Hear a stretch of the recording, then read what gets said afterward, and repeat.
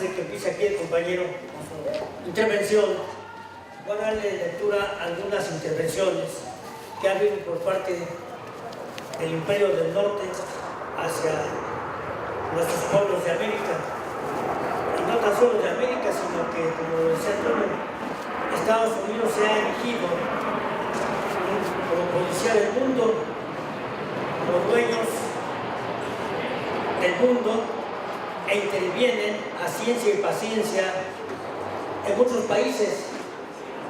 ¿Por qué? Porque, como decía James Monroe, un presidente de Estados Unidos,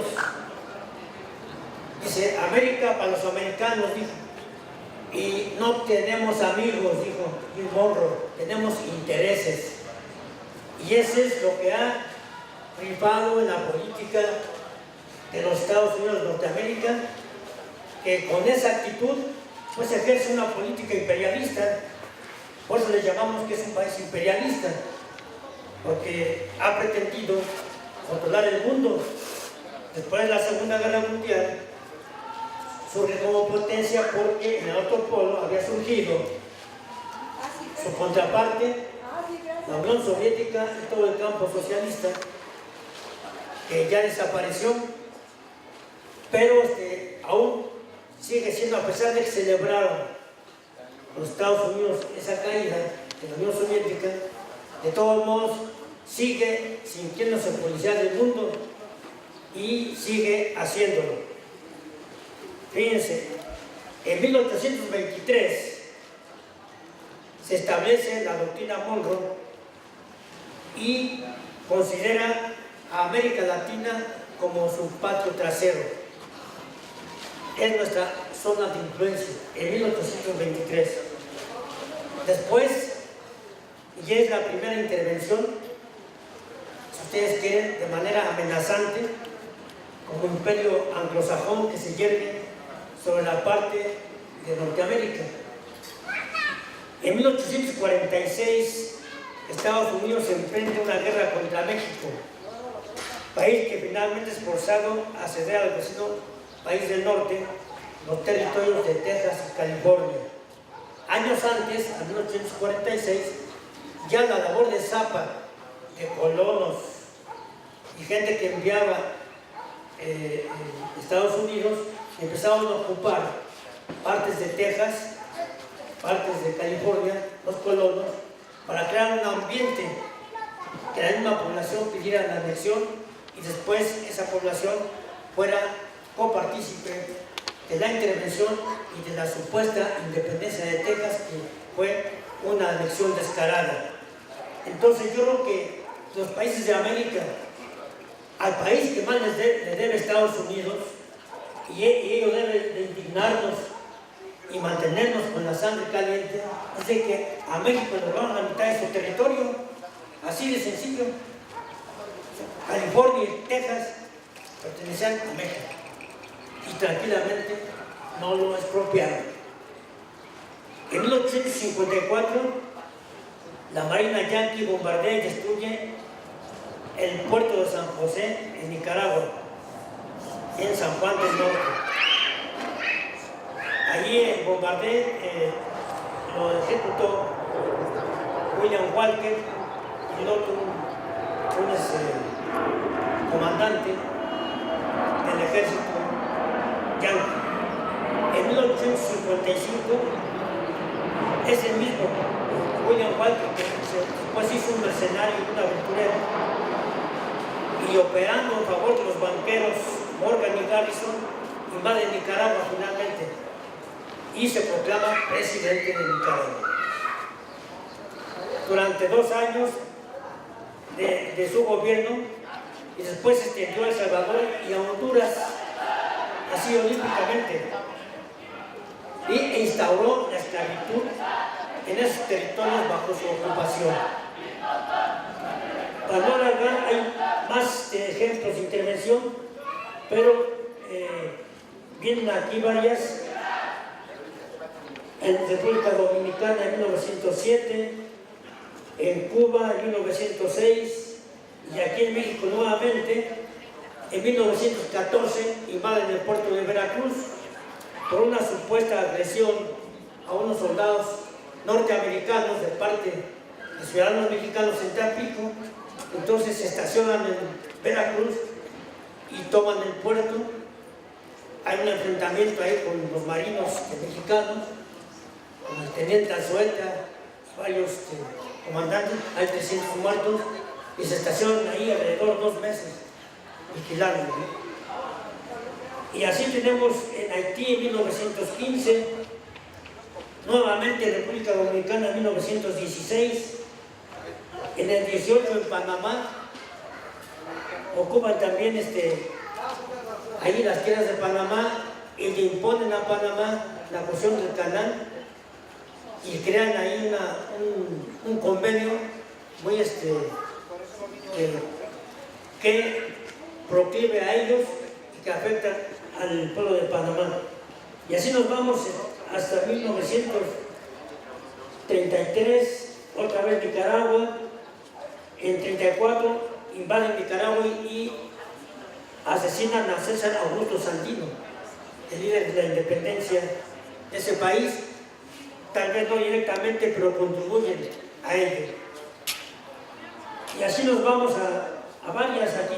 Es largo, no quisiera dejarle al compañero cosas que puede haber tocado o va a tocar en su conferencia, pero además crean un instrumento.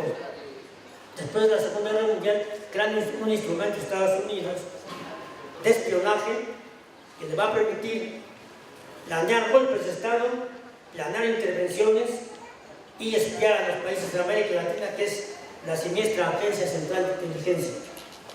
Y con ella ha espiado a toda América Latina, ha preparado golpes de Estado en Colombia, en República Dominicana, en Chile. El golpe contra Salvador Allende en Pinochet fue preparado meticulosamente por la Agencia Central de Inteligencia.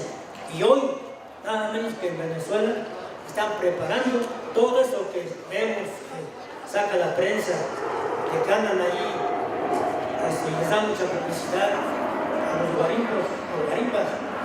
Todo eso son preparados militarmente por Estados Unidos, en sus escuelas que tienen los profesores para eso, para poder en el momento adecuado intervenir y crear un ambiente de guerra e intervenir por sus tropas en los países. Entonces, este es rápidamente un pequeño comercial antes de que el compañero Francisco nos pueda dar su conferencia. Muchas gracias. Le dejo la palabra al compañero Francisco para que pueda platicar. Buenos días a todos y todas. Voy a iniciar para la charla para tomar un poco de humor o el relax que existe en términos de comentario. Pero dicen que en el único país donde no puede haber golpe de Estado es en Estados Unidos. Y la respuesta es que sí, que no puede haber el golpe de Estado en Estados Unidos porque ahí no existe embajada de Estados Unidos. Entonces, ante esta aceleración, que es la magnitud del imperialismo sobre el mundo. Imagínense que, como siempre digo, que los proverbios populares son muy sabios, pues esta aceleración es cierta. El único país que en el mundo no puede haber un golpe de Estado es en Estados Unidos porque no hay embajada de Estados Unidos. Y en este sentido está la historia. Dicen los historiadores que debemos conocer la historia para poder comprender el presente y para construir el futuro. Entonces, primero tenemos que construir, entender el presente, y de ahí, una vez construido, diagnosticado el presente, se puede construir el futuro. En el siglo XVII inicia lo que podríamos decir la migración o inmigración, correctamente la migración, tanto es in como en, pero bueno, la inmigración de Europa hacia Estados Unidos, y se establecen las 13 colonias. ¿Por qué digo esto? Para ver la dimensión de los tiempos, ¿no? Fíjense, en 1700 y cacho, bueno, se crean las 13 colonias de Estados Unidos, y En 1847 nos roban, nos quitan, nos despojan la mitad de nuestro territorio. Entonces, en términos prácticamente de 150 años, lo mismo que hace 150 años nos despojaron. O sea, quiero decir que Estados Unidos no tiene orígenes, no tiene raíces, porque es un pueblo que migró de Estados Unidos, de Europa, perdón, y se estableció en Estados Unidos. Y entonces es un pueblo que no tiene cultura, precisamente por eso, por no tener historia y raíces. Pero nosotros estamos muy agraviados porque hace 150 años, 160 años, nos robaron 2 millones de kilómetros cuadrados del territorio mexicano. Y desde ese punto de vista, nosotros sabemos cuándo inició la fortaleza de Estados Unidos. La fortaleza de Estados Unidos nace al término de la Segunda Guerra Mundial, en 1941. Los historiadores también señalan que el gran ganador de la Segunda Guerra Mundial es Estados Unidos. Sabemos también que los historiadores señalan que en la Primera Guerra Mundial, del 14 al 18, del siglo XX, obviamente el país poderoso de alguna manera era Inglaterra, pero el gran ganador de la Segunda Guerra Mundial es Estados Unidos. Pero a raíz de la Segunda Guerra Mundial, y vamos a decir que estamos próximos también a conmemorar los 100 años de la Revolución Soviética de 1917, también tenemos que no dejar de nuestro análisis de que el desarrollo de los países occidentales, el desarrollo de los países capitalistas desarrollados y el desarrollo de nuestros países latinoamericanos corren en pistas paralelas con ellos en relación a su desarrollo como capitalistas, a nosotros como países coloniales. O sea, el desarrollo desde, ustedes saben, desde el descubrimiento de América, 1492, y la conquista de México en 1521, pues obedece al desarrollo de la navegación y de la llegada de los españoles. Entonces, nosotros con más de 300 años de coloniaje, todos los pueblos latinoamericanos, gracias a esa explotación, ese despojo, se fueron desarrollando los países desarrollados. O sea, imagínense la gran atrocidad que hacen los imperios anteriores al imperialismo norteamericano, ¿verdad? Cómo sacan a millones de oriundos originarios de África. O sea, si aquí existen en América Latina pueblos con rasgos y gran sociedades negras, ¿no? O afroamericanas o afrolatinas, es por esa expoliación que hizo los primeros países europeos del gran imperio, y traían millones de mano de obra de los pueblos de África. Y eso también como que se deja de lado en la comprensión del desarrollo de estos países. O sea, concluyendo esta partecita, el desarrollo de los países capitalistas tiene su origen desde el mercantilismo hasta nuestra época actual, al despojo, al robo, al atraco y a la extracción de grandes poblaciones hacia América como esclavos.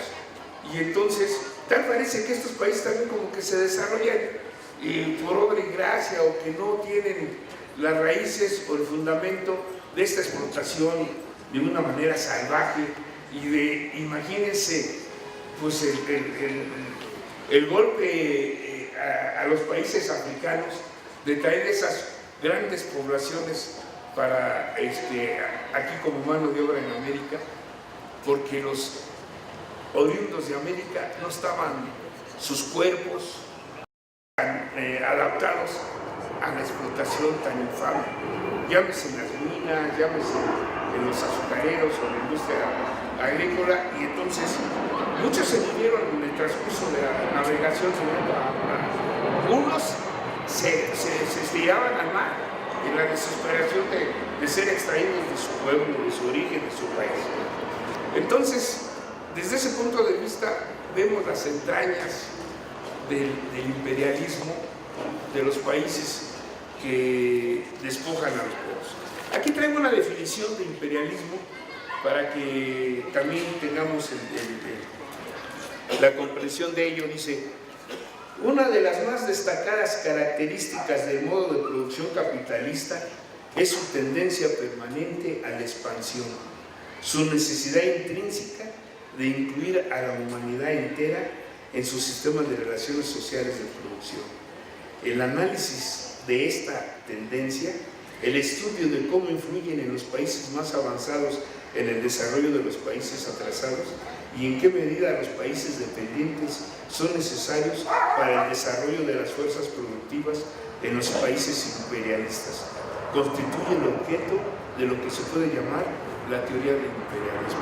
Lo que estaba señalando antes, no podemos nosotros entender el imperialismo si no hay países juzgados, países esclavizados y países que se oponen como policías o gendarmes del mundo y como paradigmas de la democracia. Y en ese sentido, nosotros, la historia también nos señala que en la última década del siglo XX y en el último año de los 90, en el 89, en la época de los 90, se derrumba, se cae, se destruye, lo tiran el muro de Berlín, y también el socialismo real deja de aparecer como una posibilidad desde el punto de vista de la práctica política social real. De tener un mundo bipolar, porque el mundo era bipolar entre las fuerzas del capitalismo imperialista y el desarrollo de la URSS con todas sus claros oscuros, pero sabemos que existía, digamos, el equilibrio, por eso la llamada, de alguna manera, después de la Segunda Guerra Mundial, pues la tregua a la guerra, de alguna manera tranquila, pero sí existía el mundo bipolar.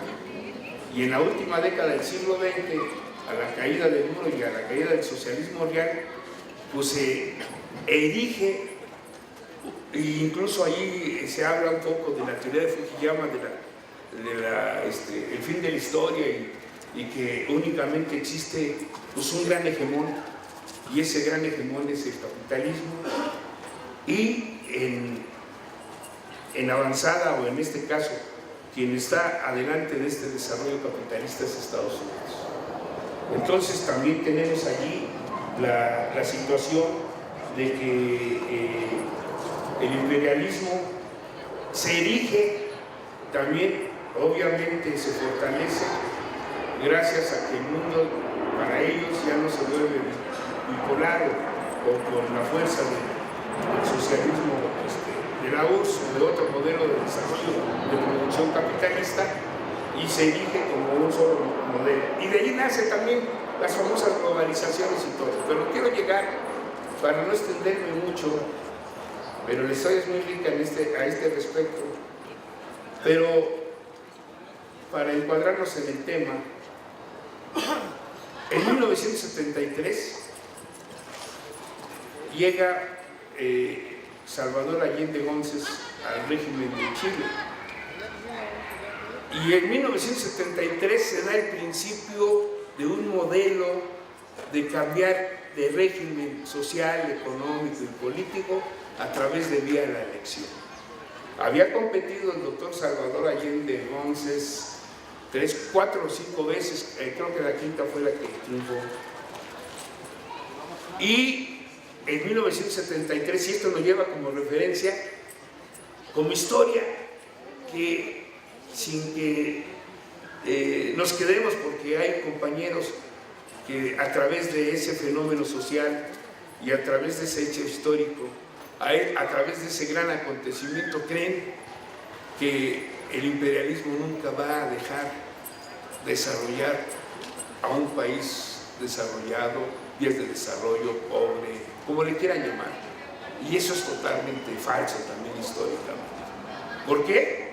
Porque tenemos la prueba de Cuba. O sea, indudablemente tenemos la prueba de Cuba de 1959, cómo hace su propia revolución socialista a unas millas de Florida, ¿verdad?, o de Estados Unidos. Entonces, sí, también es bueno conocer exactamente la historia, porque nos dicen, no, es que también México, tan lejos de Dios y tan cerca de los Estados Unidos, pues va a ser imposible desligarnos de eso, y lo dijo el compañero entre todas las intervenciones de aquí, que ha hecho el imperio, pues de que prácticamente es imposible, y si nos toman como traspatio de ellos, de Estados Unidos y toda América Latina. Es caer, desde mi punto de vista, en una situación o un falso dilema, porque la prueba nos la está enseñando Venezuela, actualmente, en este momento, en este instante. Y nos está enseñando la dignidad que se tiene, porque también nosotros perdemos de vista, porque no se nos mete en la cabeza, porque no creemos que el poder está en el soberano, en el ciudadano, en el pueblo. Y luego lo que tomamos como retórica, no, esos son sueños, esas son mamarrachadas. El poder está en el dinero, en los que tienen la capital, sí, pero ellos se llaman demócratas, ellos se dicen demócratas, se dicen representantes del pueblo. No pueden decir que ellos son el poder, pero entonces nosotros hacemos un fetiche del poder, porque no entendemos que el verdadero poder está en el pueblo, en el ciudadano, en el soberano. Ellos son nuestros representantes. Por ahí hay una especie filosófica del doctor Enrique Dussel que señala cómo se fetichiza el poder, y el poder incluso nos señala, no se puede otorgar, se delega, porque el que lo tiene es uno. ¿Qué hacemos cuando ponemos, lo votamos, lo escogemos, lo seleccionamos a un presidente municipal, un síndico, a un regidor, a un gobernador, a un diputado federal, a un asambleísta, a un presidente de la República, un senador? ¿Qué hacemos? Pues le estamos depositando nuestra confianza y le estamos diciendo que nos represente, y le estamos delegando el poder, no otorgando el poder, porque el poder lo tenemos nosotros. Y en el momento que nosotros se nos meta hasta la médula que el poder somos nosotros, pues vamos a caer en la cuenta que todos estos personajes son nuestros empleados, o por decirlo menos, o correctamente, si son realmente nuestros representantes, pues son nuestros representantes. Pero si son nuestros representantes, tienen que hacer lo que sea que le digamos. Por eso el concepto zapatista de mandar obedeciendo es sabio. Mandar obedeciendo, sí, ¿por qué va a mandar? Pues va a mandar el que le delegamos que mande o que organice. Pero bueno, entonces, esto es para que entendamos lo que es el poder. Pero el poder, nosotros decimos a veces, cuando creemos que la silla presidencial es un poder, que la silla de un diputado es poder, que la silla de un senador es poder. Creemos que los puestos son los que dan el poder, y en eso estamos equivocados, totalmente equivocados. El poder se lo damos nosotros, y no se los damos, decimos que se lo delegamos. Entonces, a raíz, y fíjense qué soberbios son, y que de alguna manera desprecian al soberano, después de que tienen nosotros. Además, imagínense, no es para decir, si se dice que el poder es el dinero, y se los damos por cierto, pero ¿de dónde sacan el dinero? ¿O qué, de su bolso? No, al contrario, se roban el dinero, ¿no?, los que son rateros. Pero los que no son rateros y viven del sueldo del erario, pues es por los impuestos, por las deudas del país, o sea, ellos no tienen poder ni del dinero, o se hacen ricos y millonarios porque lo permitimos. Sí, entendemos el concepto, pero bueno, el hecho es que en 1973, como nace un gobierno que se dice revolucionario o que es revolucionario y que no lleva la agenda ni hace caso del monetarismo en ese momento, porque ahora está un decálogo llamado Consenso de Washington, que el imperialismo en la etapa neoliberal ha hecho que todos los países latinoamericanos lleven como religión, como preceptos, como devoción, este decálogo del Consenso de Washington, y nos hacen que lo llevemos al pie de la letra. Bueno, cuando surge un gobierno revolucionario como el de Chile y dice: nosotros vamos a explotar nuestras minas de cobre, nosotros vamos a hacer de nuestro país lo que creamos que es mejor para el pueblo, nosotros vamos a conducir el vehículo y vamos a decidir si nos vamos derecho, hacia la izquierda, hacia la derecha, hacia atrás, como conductores del país que se llama Chile. ¿Y quién salta? ¿Quién se molesta? ¿Quién dice que no debe suceder eso? Los oligarcas nacionales, criollos, y el imperialismo norteamericano. O sea, fíjense los dos personajes que tenemos nosotros históricamente como enemigos: la oligarquía nacional y el imperialismo norteamericano. Pero todavía le agregamos otro elemento: los desclasados proletarios jodidos que se ponen al servicio, a los pies de la oligarquía nacional. Porque también hay que decirlo, pues hay traidores de nuestra clase. Yo siempre cuando me dicen: "Ay, ¿cómo está dividida las clases?", para no hablar de burgueses y proletarios. Pues en una película del Tigre de Santa Julia, digo: ¿cómo está dividido entre ojetes y jodidos? Punto. Y la situación entonces, nosotros sabemos que también hay desclasados de los marginados y que por un plato de lentejas, o vamos a decir, ¿por qué no? Habrá eso, no podemos negar.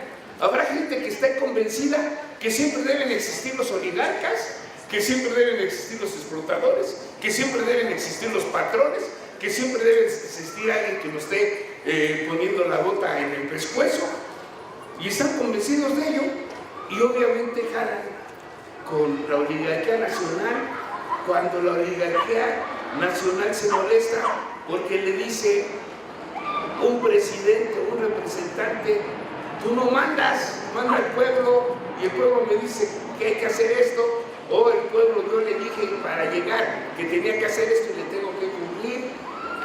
Entonces, tras del poder económico también hay una gran ofensiva de desprecio, de fobia al moreno, al indígena, al de rasgos oriundos, al que no tiene la belleza occidental, güerito, ojos claros, y entonces se junta el poder económico y la ideología dominante de despreciar al negro. Por eso a Chávez le decían Sambo, le decían cosas. O sea, de alguna manera la matriz de la oligarquía, sea nacional o sea extranjera, es un desprecio a los que somos de otra forma. Y entonces, si de entrada ya piensan eso, y luego los que somos de otra forma les reclamamos que no son nadie, o que son nuestros representantes, o que nos deben obedecer, imagínense cómo se ponen. Imagínense, si de entrada nos ven inferiores, ¿cómo estos inferiores me van a decir qué hacer o qué no hacer? Entonces, eso es lo que de alguna manera le da el traste a la revolución o al movimiento socialista pacífico electoral de Salvador Allende, y empiezan a crear huelgas patronales, como fue la de los transportistas. Estoy hablando de la época de Chile, el 73, y empiezan a crear desestabilización económica, como lo están haciendo en nuestros días en Venezuela.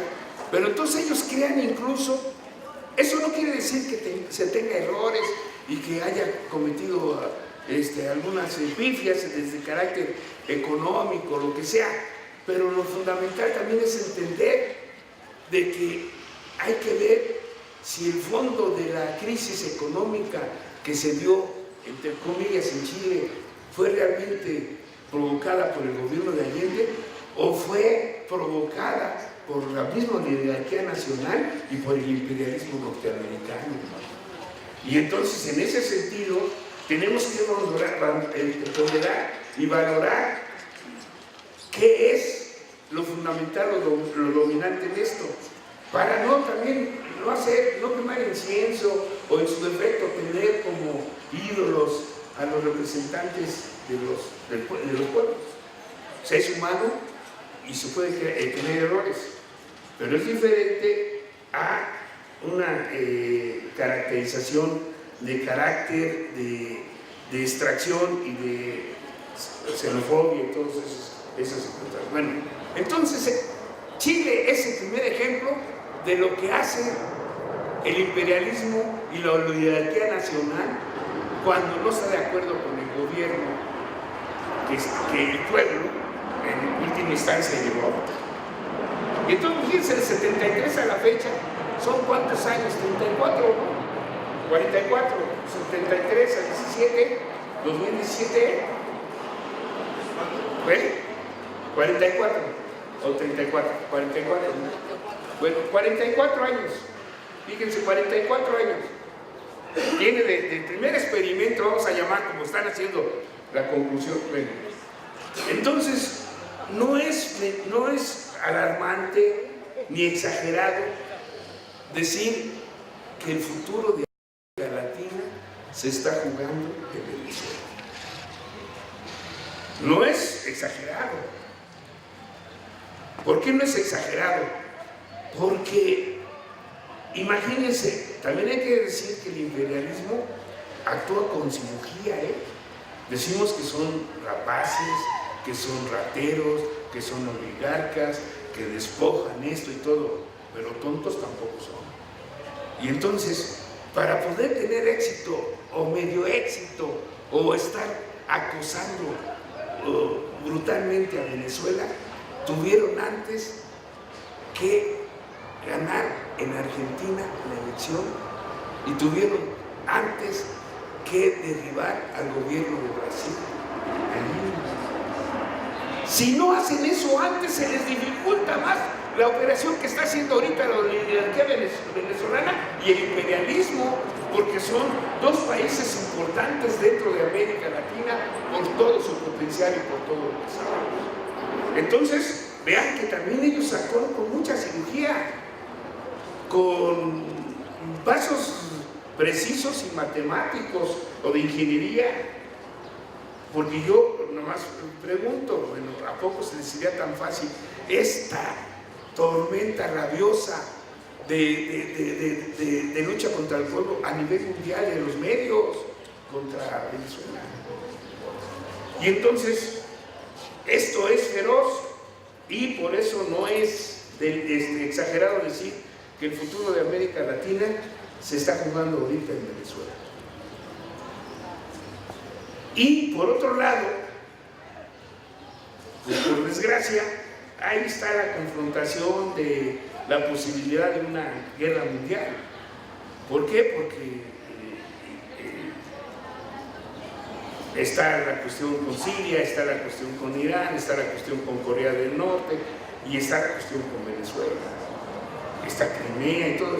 Hay focos donde nos dicen que en un momento dado puede estallar una confrontación mundial y obviamente es sumamente urgente. Pero entonces en estos 44 años de diferencia entre 1973 y 2017 se está haciendo el mismo patrón, pero además con otra situación.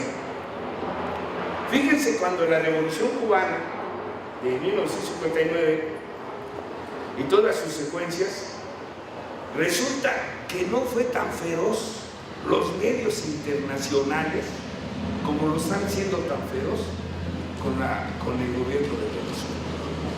O sea, no fue tan feroz.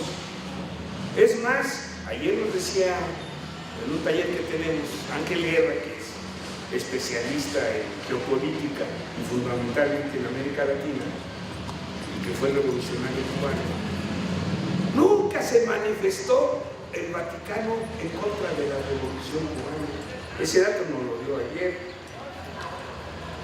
Y fíjense ahora, el Papa Francisco, el que decían que es buena onda, que es jesuita, que es esto, que es lo otro, ya dijo que se debe desconocer o echar abajo la Asamblea Nacional Constituyente. Entonces vean la presión que tiene. O sea, si es que tiene un poco de mínima moralidad y de... son gente... La Iglesia no podemos decir que sean todos porque tienen 2000 años haciendo política, 2017 años haciendo política. Bueno, es tan feroz y tan desigual esta guerra que le están haciendo a Nicaragua que nadie del mundo, y estoy hablando del mundo, no de América Latina, nadie del mundo que se presagie, se diga que es luchador social, que es mirador de las justas demandas del pueblo, de la sociedad, de la justicia, de la no agresión, tendría que estar con Venezuela y manifestándose a favor de la Asamblea Nacional Constituyente. Y en ese sentido tenemos mucho todavía que hacer. Nosotros, a raíz de, voy a permitir leer, hice un texto que mandé a la jornada, pero obviamente lo pasé con el colectivo Moreno Chilango, el Comochi. Hice este texto, a través del colectivo se expuso y se aprobó para que se enviara el correo ilustrado de la jornada. Y salió el domingo en la jornada, el día de la instauración de la Asamblea Nacional Constituyente. No instauración de la votación, la instauración acaba de ser ayer. Pero bueno, de la votación para nominar o votar por los asambleístas constituyentes. Dice lo siguiente: rechazo total a la política exterior asumida por el gobierno mexicano.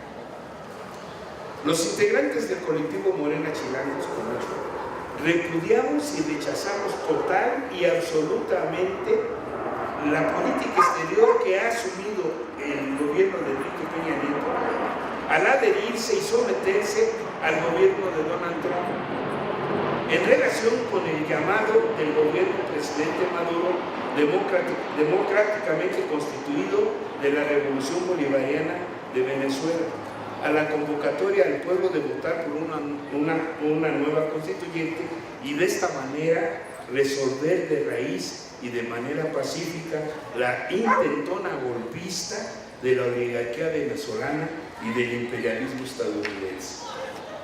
Lamentamos profundamente y nos avergüenza como mexicanos ante el mundo que el gobierno de Enrique Peña Nieto olvide el apotegma de Juárez: entre los individuos como entre las naciones el respeto al derecho ajeno es la paz, y haya mandado al basurero de la historia la política exterior mexicana que por tantos años mantuvo México con todos los países del orbe: la de no intervención, la solución pacífica de las controversias, la autodeterminación de los pueblos.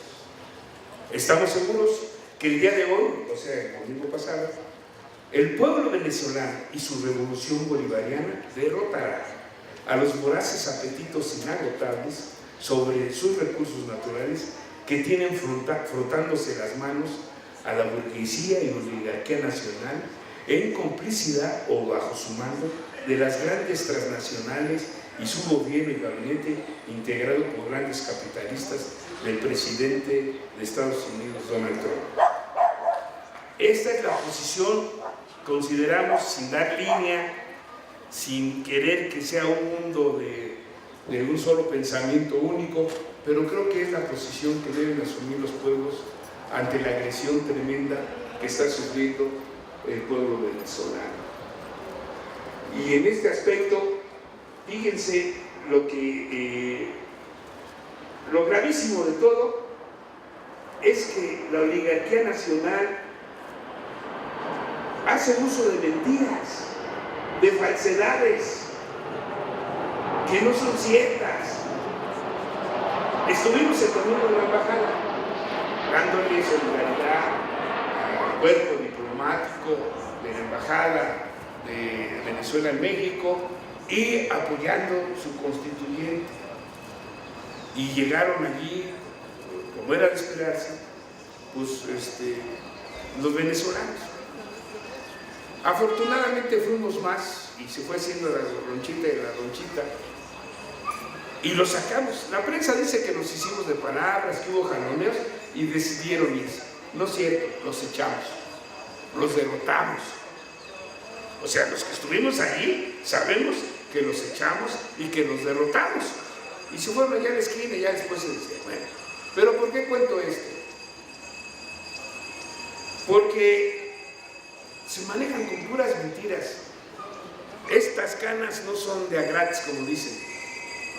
He estado como luchador social toda la vida y nos da a veces hasta desaliento, hay que decirlo, cuando vamos a una marcha, a un mitin, una manifestación, los mismos changos, no lo digo peyorativamente, sino fraternalmente, somos los mismos.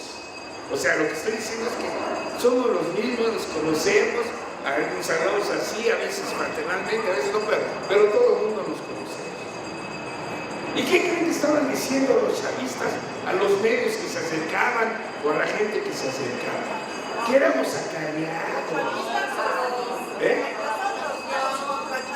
Sí, bueno, perdón. Es que digo chavistas. Ah, no, los contrachavistas. Perdón, bueno. Sí, obviamente. ¿Qué estaban diciendo los venezolanos? Antichavistas. Antichavistas, sí. ¿Qué estaban diciendo los que los corrimos? Pues estaban diciendo que éramos pagados, que no sabíamos a qué íbamos. Y estoy diciendo que todos nos conocemos de años, que no sabíamos a lo que íbamos, que éramos pagados y que éramos acarreados. Pero no se cansaron de decir durante 2 o 3 horas que estuvieron allí, a todo el mundo decían que éramos pagados, que no sabíamos y que éramos acarreados. Todavía al final, de alguna manera, llegó, ya les pagaron, ya se pueden ir. O sea, uno llegó a provocar todavía decir eso. Bueno, lo que quiero decir con esto, que no se puede ni discutir porque dicen puras mentiras. No son capaces de decir una verdad. ¿Y qué sucede también a nivel de la prensa nacional e internacional?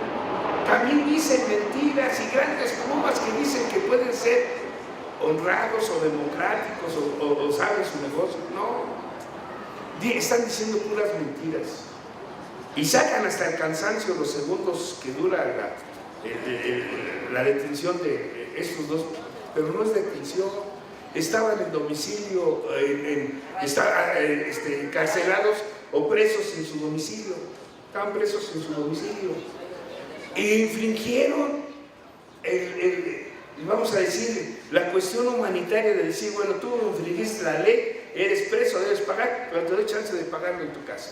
Pero a condición de que no vuelvas a atentar con el gobierno, no vuelvas a hacer un delito de carácter político contra el gobierno establecido.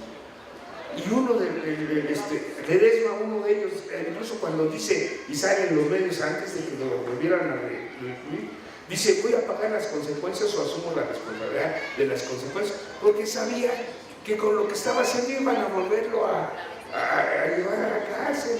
Y no los detuvieron, y la prensa no dice que ya estaban presos, que humanitariamente se habían ido a su casa a tener prisión domiciliaria. Y bueno, infringieron la ley.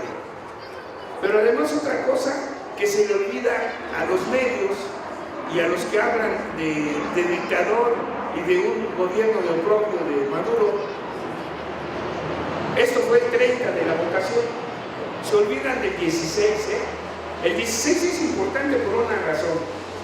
¿Qué dictador permite que hagan su recuento y su votación El 16, ¿qué dictador hace? Tiene todos los medios para impedirlo y hacer lo que, como dictador, pues meter a la cárcel o asesinar. No se llevó su votación en paz. Y yo pregunto, ¿no cuántos muertos hubo el 16? Uno.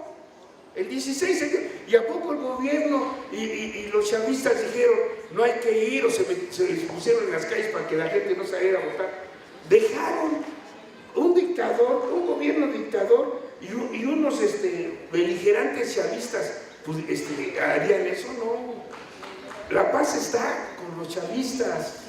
El gobierno democráticamente constituido es Maduro. Y entonces permitieron esta elección. Y la permitieron, también vamos a decirlo, no por buenas gentes, no es cosa de buenos o malos, sino simplemente para demostrar que no se es un gobierno dictador, que se respeta a la gente desde ese punto de vista y que sabían perfectamente que no iban a ir a votar como dijeron en grandes carretadas. Bueno, y dicen una cifra oficial, fíjense, dicen una cifra oficial 7.2 millones, dan la cifra oficial, pero además tampoco dicen que luego quemaron todas las votos que dicen que fueron 7.2. Los quemaron, no hay ningún antecedente, no había listas, ¿de acuerdo? Y no se les impidió ir a votar. Y hay quien dice que sí, como no había listas ni nada, pues hubo gente que dice que hasta votó 17 veces. Bueno, pero el chiste es que el hecho es que se les dejó ir a votar. Y la pregunta es, ¿un dictador permite eso? Bueno, pues entonces, pero eso se les olvida 15 días después. Pero antes del día 30 de la votación para la Asamblea Constituyente, empezaron todos a decir que no hubiera votación y que si hubiera, iban a desconocer la elección. Y les doy un dato, ya saben que tienen ellos un sistema electrónico y digital. Bueno, no todos sabemos que cómo agarran a los lateros o malandros, pues con las huellas digitales, ¿no? Porque dicen que no hay una igual, ¿no? Pues ahí van. Y ahora, ¿cómo se atreven a decir mentiras? Que si en la elección del 2005, Carter fue presidente del imperio, expresidente del imperio. Y dice, son las elecciones más seguras de todo el mundo. Hay que ver los diarios cuando va y fue de mirador allí en una elección. Bueno, este sistema es digital. Y ahora se atreven a decir con un personaje del siglo de la grosería que está del otro lado del chat diciendo que hubo 1 millón de inflados. Pero si es digital, si hay bajo listas, o sea, y la gente no dice eso. O sea, la gente de las plumas, los periodistas. Bueno, y se dice aquí, y de una forma también, 41 y tantos, o sea, alcanzan 100, más de 8 millones de votos, ¿de acuerdo? Y entonces, ahí es una derrota a cualquier demócrata que se dice, pues no por un voto se gana. Así de sencillo. Y si sus cuentas fueran ciertas, 7 contra 8, si sus cuentas fueran ciertas, ¿de acuerdo? Entonces vean cómo es una guerra feroz de oprobio y de desacreditación ante el proceso de la revolución bolivariana de Venezuela. Entonces, tenemos que tener todos estos datos para que no se nos olvide que es una situación realmente de mucha importancia y de que debemos participar y estar muy cerca del proceso. Yo quiero terminar con una lectura que sale hoy en el periódico y que se haga la discusión, porque además la invitación era que se hiciera una discusión prácticamente colectiva. Y dice así, y está de alguna manera, ustedes lo van a juzgar, y quiero que se haga la discusión, sobre todo con muchas afirmaciones que se dicen aquí. Venezuela, sumisión, guerra y periodismo de encubrimiento. Informar no es tarea fácil. El periodismo de guerra es, tal vez, el más complejo. Inmerso en una batalla psicológica, está destinado a crear una opinión pública sumisa, acorde con los objetivos militares. Hoy se ha decidido que Venezuela es un objetivo militar estratégico de Occidente. Una guerra entre el bien y el mal. Democracia versus dictadura. En esta guerra todo vale. Hasta el Vaticano se ha decantado. La Iglesia se siente amenazada y decide apoyar a los responsables de la violencia callejera, pero comprometidos con Dios, la familia y la moral católica. El Papa Francisco se quita la careta, se decanta por la oposición, que ha quemado, baleado a trabajadores, mujeres y niños. Lo mismo hizo la Iglesia en Chile con el gobierno de Salvador Allende en 1973. Apoyó el golpe. Nada más aquí hago una breve recordación del movimiento de independencia en México.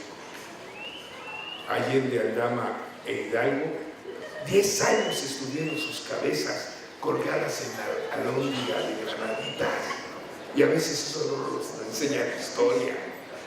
La Iglesia puso sus cabezas de los héroes de la independencia mexicanos en las esquinas de la alhóndiga para que sufrieran un escarmiento. La gente viera que a los que no son sumisos, a los que se rebelan con los grandes poderes, los exponen allí. Y la Iglesia, aquí, por eso hago ese paréntesis de historia de México, la Iglesia, y por eso está hablando como habla este autor. Bueno, lo mismo hizo la Iglesia en Chile, en Salvador. Luego vendrían, y apoyó el golpe, desde luego. Luego vendrían las lágrimas y los arrepentimientos. Era tarde. Miles de ciudadanos habían sido detenidos, torturados y asesinados. El argumento es siempre el mismo. La fe está en peligro y la amenaza a los católicos.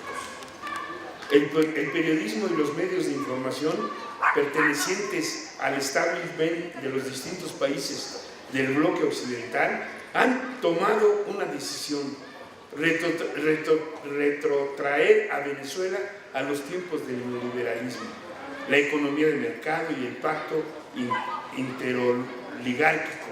Sin excepción, desde esta trinchera fundamentalista alteran hechos, crean acontecimientos y fomentan el odio hacia el pueblo venezolano, contrario a dichas posiciones y que solo quieren vivir en paz. La última elección de la Asamblea Nacional Constituyente lo demuestra, pero la declaran ilegal y un fraude de ley. No aportan argumentos, salvo violencia, el sabotaje y la sedición golpista. Mientras unos ejercen el derecho a voto y reclaman participar, otros queman urnas, ponen barricadas y lanzan cócteles molotov contra las Fuerzas Armadas y la policía. Vaya dictadura más extraña. La oposición campa a sus anchas, desconoce el poder ejecutivo, amenaza a sus adversarios, los quema, impide ejercer derechos, usa la fuerza, manda a sus militantes a destruir edificios públicos, sabotear las elecciones y poner barricadas, vanagloriándose de este comportamiento. El mundo al revés. Tal vez por ese motivo sus representantes son admiradores de Francisco Franco, Augusto Pinochet, y se sienten cómodos con el discurso neonazi y fascista. Para los incrédulos, solo dos frases. Lilian Tintori, abanderada del antichavismo y compañera sentimental de Leopoldo López, declaró: los opositores venezolanos es normal que vitoreen a Francisco Franco. Si viviera nos apoyaría como Rajoy. Y el exalcalde de Caracas, Antonio Ledesma, detenido por sedición y llamar al golpe de Estado, dijo sin complejo al monólogo: Augusto Pinochet era un demócrata al servicio de su pueblo. El control es total. Cuando se declara la guerra contra el gobierno constitucional y legítimo de Venezuela, se hostiga y se patrocina la estrategia del miedo y el terror. Así es posible usar adjetivos como asesino, corrupto, dictatorial para referirse al gobierno, todo aderezado con declaraciones tendientes a desacreditar y negar la legitimidad del Estado con el fin de declarar la guerra a muerte al chavismo. Podríamos seguir esta política que encubre o invisibiliza la ideología de los llamados demócratas venezolanos. La lista sería interminable.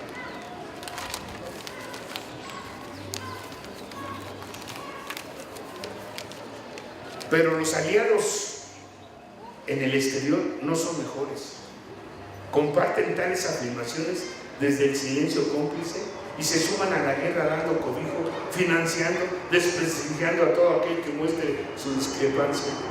La exdiputada de Izquierda Unida, Sol Sánchez, actual portavoz de IU en Madrid, ha sido amenazada y el director de okdiario.com, Eduardo Inda, tertuliano habitual en programas de radio y televisión, no tiene empacho en permitir artículos en los cuales la llaman defensora de asesinos, tiranos y terroristas.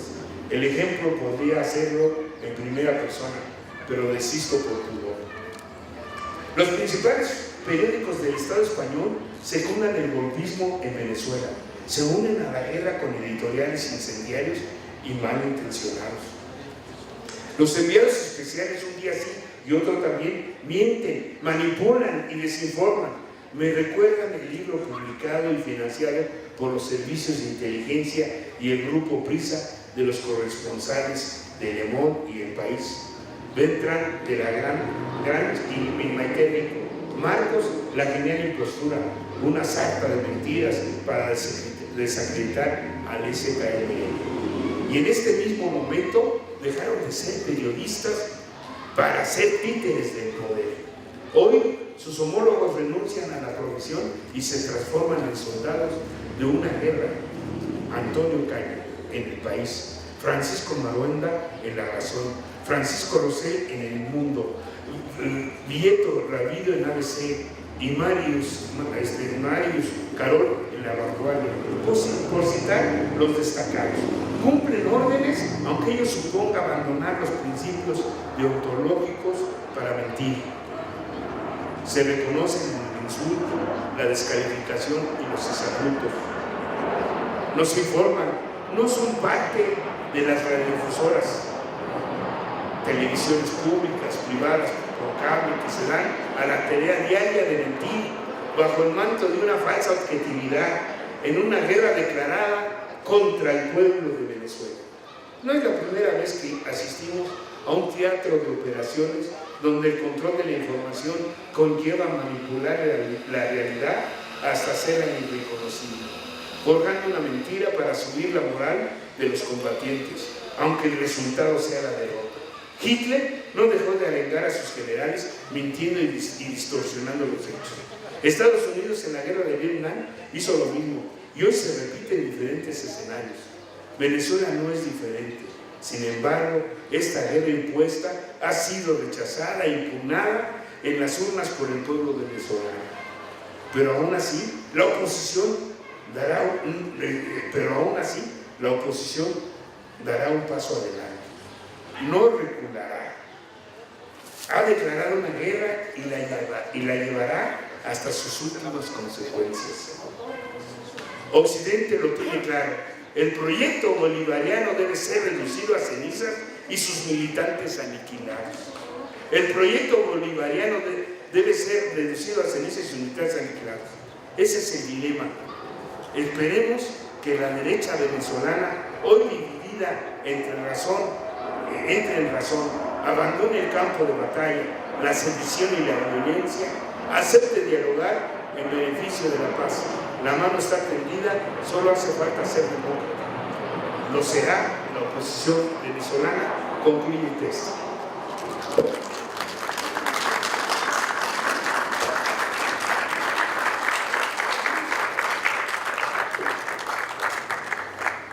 más bien que quiera comentar y participar, está abierto el micrófono. Adelante, maestra, pásale.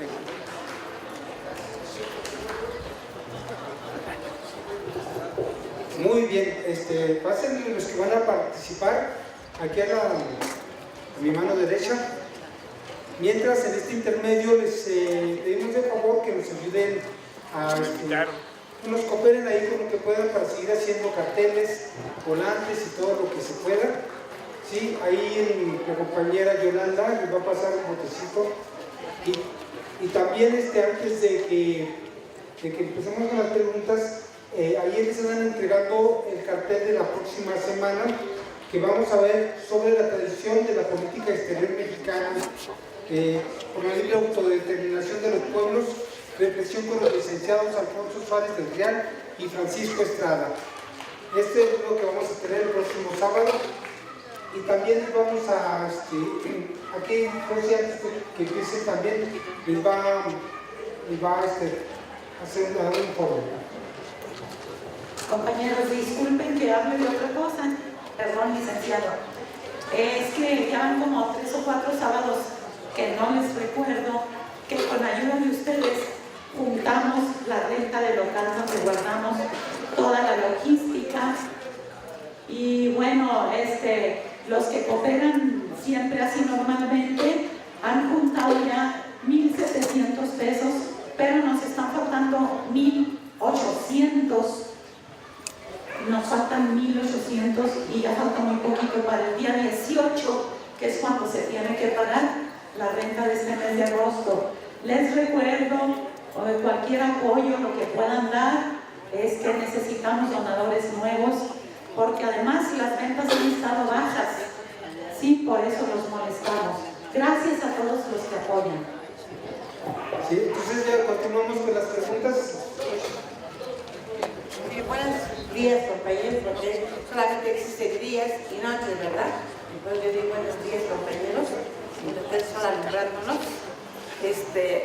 Ya no tengo que preguntar porque el compañero fue así más que espléndido. Solo quería decir 2 cosas. Y ya les he dicho, pero la voy a repetir. Cuando se habla de que el señor Leopoldo López es un preso político, es un mártir, es una persona. Miren, él desde 2002 promovió el golpe de Estado, ¿sí? Y ahora, cuando ya lo metió en la cárcel fue porque bajo su mando hubo 43 muertes. Él mandó a los guarimberos, son bandas pues delincuentes de guarimberos, mandó poner alambres en las calles, porque los jóvenes andan en moto como acá, pasaban volados y se les caía la cabeza, o se herían fuertemente. Se lo repito porque a veces el pobre señor en la cárcel es un héroe. El señor Leopoldo López no es un preso político, es un político preso, y claro, ¿no? Su gente tiene que decir que es muy bueno. Y la otra cuestión, el próximo viernes va a realizarse un foro allá en la Universidad Obrera con el mismo tema. Van a estar compañeros que fueron allá a Venezuela, que estuvieron en esa elección. Es el compañero Gilberto López Rivas. Bueno, va a estar un compañero que, bueno, 2 más que tal vez no se colocan muy bien, pero fueron 3 que estuvieron allá presentes todo el tiempo. Va a ser en la Universidad Obrera a las 5 de la tarde, el próximo viernes 11, ¿verdad? Sí, el próximo viernes. La Universidad Obrera está en... Sí, por el... ¿Cómo se llama? Se me olvidó el nombre. Está en Defonso 78. Entonces lo vamos a mandar por correo para que estén enterados, y va a seguir lo mismo que habló el compañero, porque está muy... Pero ahora va a haber gente que estuvo allá con testigos de cómo se llevó a cabo este acto. Gracias. Buenas tardes. Bueno, más que preguntas son comentarios, ¿no? La maestra que se habló acerca de este señor López, ¿no? Es muy importante que la gente se dé cuenta y que reflexione sobre el papel que juegan los medios de pseudocomunicación a nivel internacional acerca de lo que pasa, en este caso en Venezuela. Si ustedes se dan cuenta, lo que hacen la televisión es repetir en el número de veces lo que sucede en Venezuela, pasando videos de incendios, explosiones, golpes, pedradas, etc. Y lo ponen muchísimas veces en un mismo bloque, desdiciéndose de cualquier otra noticia que pueda ser importante. En ese momento ese es un recurso que usa mucho la televisión para que la gente no tenga ninguna información verdadera y no le interesa buscarlo, porque la gente es también bastante pasiva, ¿no? Nada más escucha, asume, no tiene opinión y reproduce. Aparte, la televisión jamás hace un análisis de las cosas que están sucediendo, que sencillamente habla de que el dictador, la agresión de parte del gobierno, de las Fuerzas Armadas, etcétera, pero nunca hay ningún tipo de debate, etcétera. Entonces nos damos cuenta que la misión de la televisión a nivel internacional es desinformar y no ver lo verdadero o lo falso que pueda haber en una situación, ¿no? Acerca de este señor López, yo también quería abordar eso que usted ya dijo, acerca de que es un preso político. Lo que son esas personas que tienen intereses creados, ¿verdad? Y que están en contra de lo que está sucediendo, es utilizar el mismo vocabulario que se emplea en revoluciones, donde verdaderamente existen presos políticos a los que los atacan, los golpean, los tienen con hambre, etc. Y si uno ve a este señor, es a mí lo que me da muchísima risa, veo a este señor en la televisión, está perfectamente bien, está súper fuerte, está rasurado y según esto lo están torturando, etc. Hay que tener mucho cuidado al respecto, sería nada más de observación, ¿no? Y ser reflexivos, que es lo que cuesta mucho trabajo, y desgraciadamente la gran mayoría de la gente se deja llevar por cualquier medio en el cual no le están hablando a fondo acerca de una situación, sino que sencillamente están usando palabras de descalificación sin saber si lo que sucede, o sea, ver la parte que podría ser verídica o no de algo, ¿no? Acerca de este problema de Venezuela. Yo lo que quisiera hacer es una petición, no sé si al mismo ponente o algún otro. Pienso que sería bien importante hacer una conferencia que trate de los antecedentes de la historia de Venezuela. O sea, no nada más abocarnos a lo que está pasando ahorita, sino también hablar de la historia de ese país, ver cómo han llegado al poder algunos, los intereses creados que tienen las personas que están, que tienen dinero, poder, etcétera, y que han vivido de eso durante mucho tiempo y que ahora se hacen las víctimas de un gobierno, ¿no? Sería muy bueno ver esto a fondo en alguna otra plática que creo que ya se intentó hacer y llegaron aquí un montón de gente, eso sí, pagados, como decía el ponente, que luego dicen que ustedes son los pagados, que son a los que les... Y resulta que finalmente yo creo que los pagados son ellos, porque no llegan, yo creo que trabajan gratis, ¿no? O trabajan por un interés. Entonces sería una petición hacer algo que tenga que ver con los antecedentes de la historia de Venezuela y ver cómo se ha ido dando la historia de este país para poder entender también un poco lo que sucede en la actualidad. Eso sería mi pregunta. Hola, buenas tardes. Mi pregunta es, Andrés Manuel López Obrador acaba de ir a Chile a ver a Michelle Bachelet y a ver a Lenín Moreno, nada más en esos dos países. Mi pregunta es por qué nada más a esos dos países. Y la otra pregunta es, ¿una guerra mundial es igual a una guerra nuclear? Y eso es todo.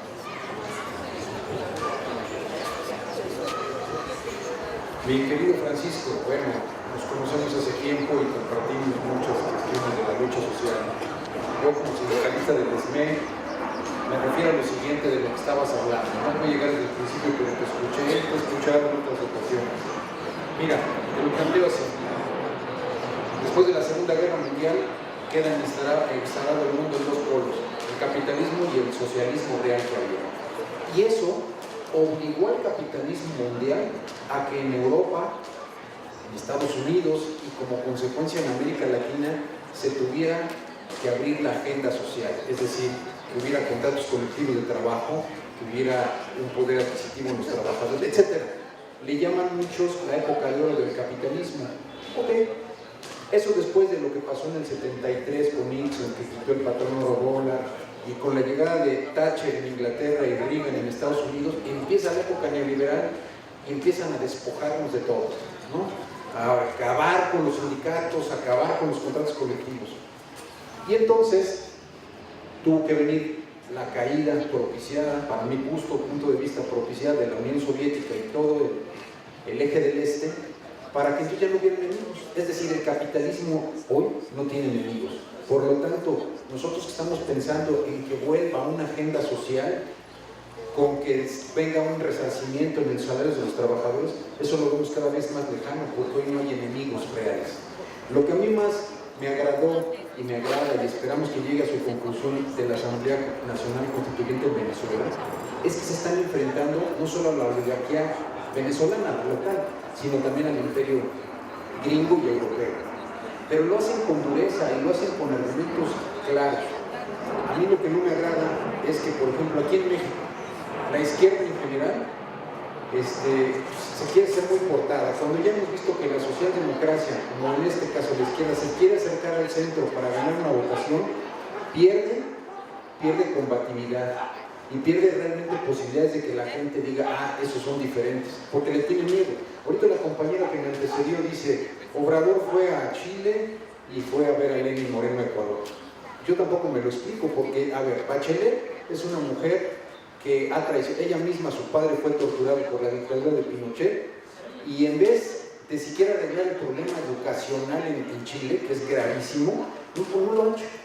Realmente su agenda es neoliberal, a mí no me convence, es totalmente indiferente Bachelet. Y Lenin, yo sí tengo compañeros aquí en Morena que viajan constantemente a Ecuador por cuestiones de su trabajo y dicen, para no entrar en problemas, Lenin Moreno se convirtió en un Mancera al estilo de no más para que se imagine, está traicionando todos los logros que Correa logró. Que Obrador haya allá, ¿a qué? Pues quién sabe. Claro, en Morena yo sostengo muchas pláticas con gente de Morena, de todas las delegaciones, y no, es que si habla en contra o si habla a favor, se le van encima. Entonces, ¿cómo se le van a ir encima? Se le van a ir encima, nada más dejen que empiece el 2018. Todavía hay ingenuidad en muchos compañeros en mi propio comité que dicen que para qué hablamos de Venezuela.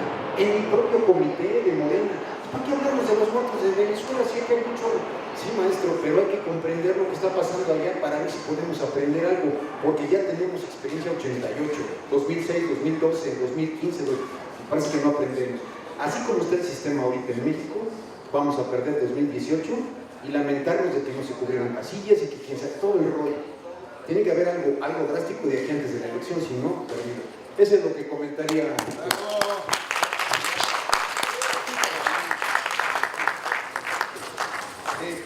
Posiblemente un poco por lo que dice el compañero, hay que darnos cuenta, compañeros, que ya aquí en México se está dando esta situación que se está viviendo en Venezuela.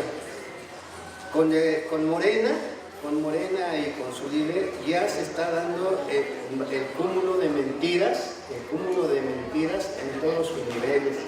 Radio y televisión dicen a diario mentiras, mentiras y mentiras. Y no hemos sido capaces de entender esto. ¿Por qué? Porque no nos organizamos, no nos acercamos a la gente. Estamos descuidando una cuestión muy importante que parece que estoy obsesionado en ello, de crear comités de base, crear escuelas de cuadros precisamente para contrarrestar un poco toda esa campaña mediática que ya se está dando, como dijo el compañero que me pasé una palabra. Esto se va a dar a grandes proporciones en el 2018, nada más. Gracias. Buenas tardes, compañeros.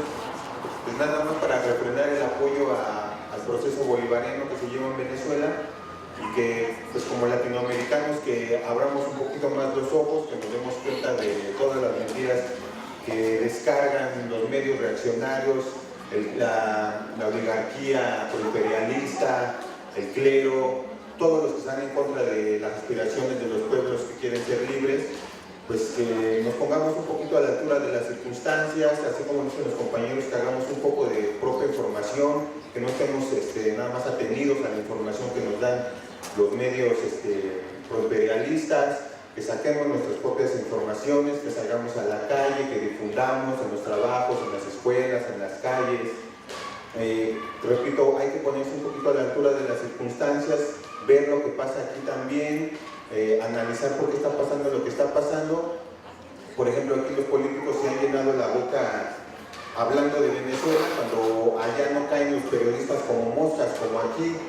Allá es, si llegara a suceder eso, estoy de acuerdo en que todo el mundo se le va encima. Nadie dice la grave crisis de derechos humanos, de derechos de información que acontecen aquí en México. En Venezuela no amanecen a diario cadáveres en fosas, no hay cientos de fosas como aquí, no tienen 43 estudiantes desaparecidos. El nivel de desaparecidos que hay aquí es superior incluso a las guerras civiles que ha habido en Centroamérica, supera con creces el número de muertos que ha habido en las revoluciones, en la salvadoreña, en la guatemalteca. El número de desaparecidos es impresionante y no tiene comparación. Entonces, viéndolo desde esa perspectiva, habría que tomar un poquito ese problema más en nuestras manos y recurrir a lo que todos sabemos hacer, y pues es eso, tomar la iniciativa en nuestras manos para sacar nuestras propias informaciones, nuestras propias conclusiones, y desde esa perspectiva pues poder apoyar un poquito al pueblo venezolano, ¿no? Tomar un papel más activo. Yo vengo de acá de los Pedregales de Coyoacán, gracias. Pertenezco a un colectivo de mural, soy estudiante de la UNAM de Sociología, y tenemos un colectivo ahí de mural revolucionario y social con el que hemos estado llevando a la calle la problemática social en la coyuntura a nivel nacional e internacional. Entonces Venezuela está entre las prioridades, y pues es eso, compañero, nada más refrendar el apoyo hacia su grupo.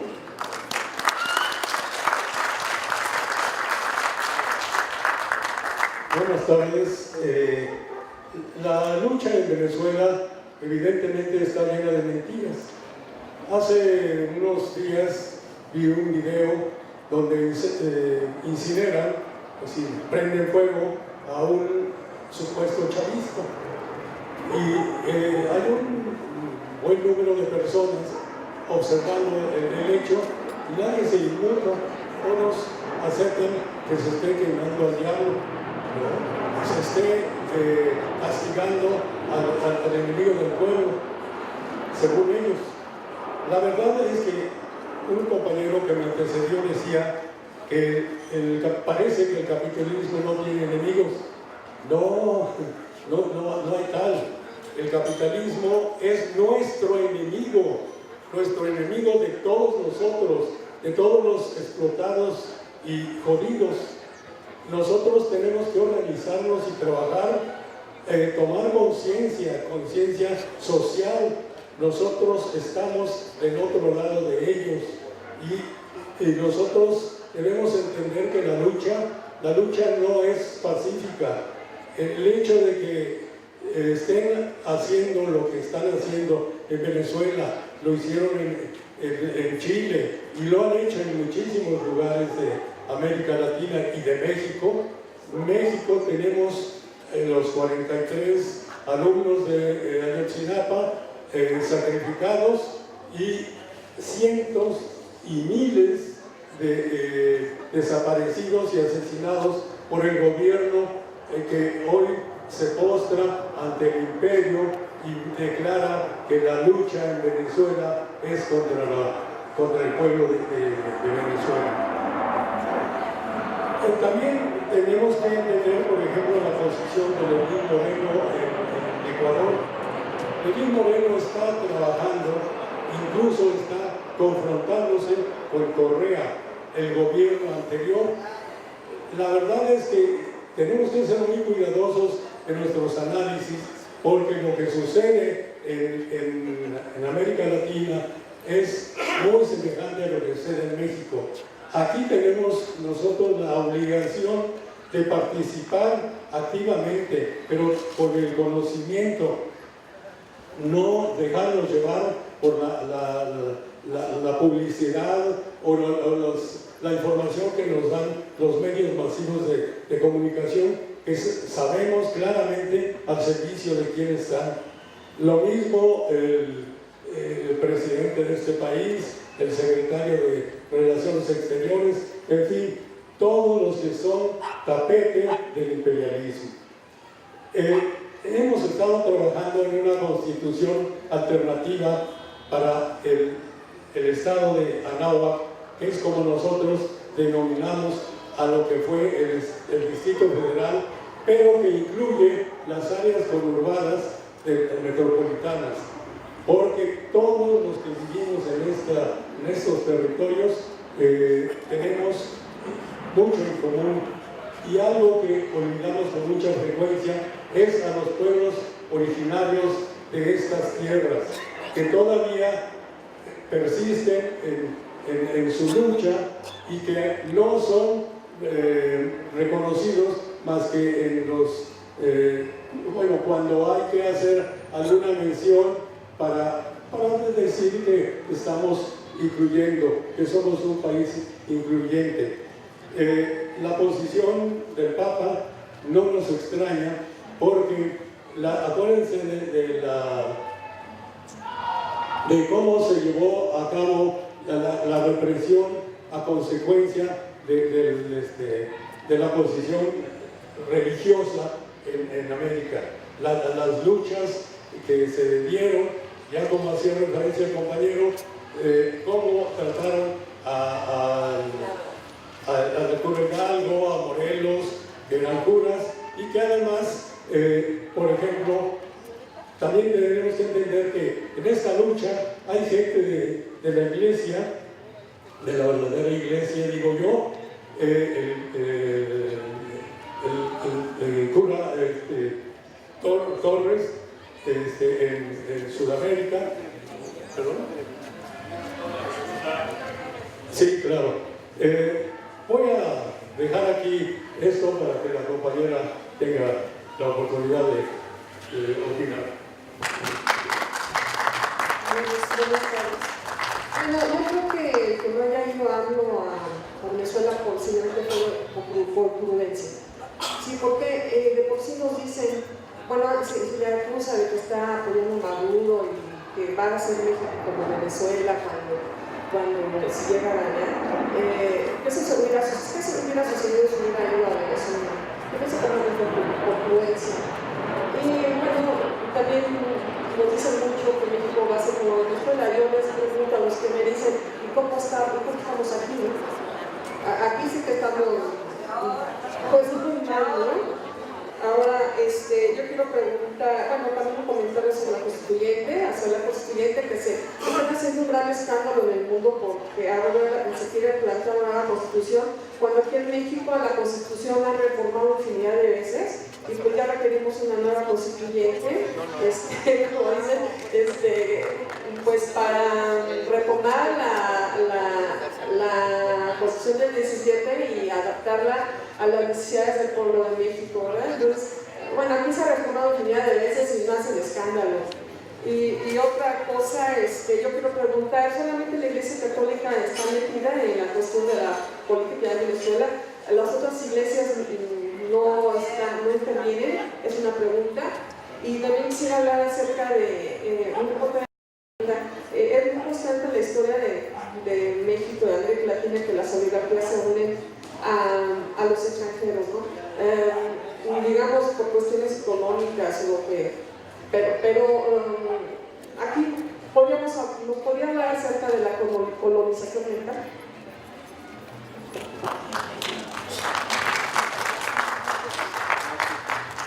Bueno, compañera,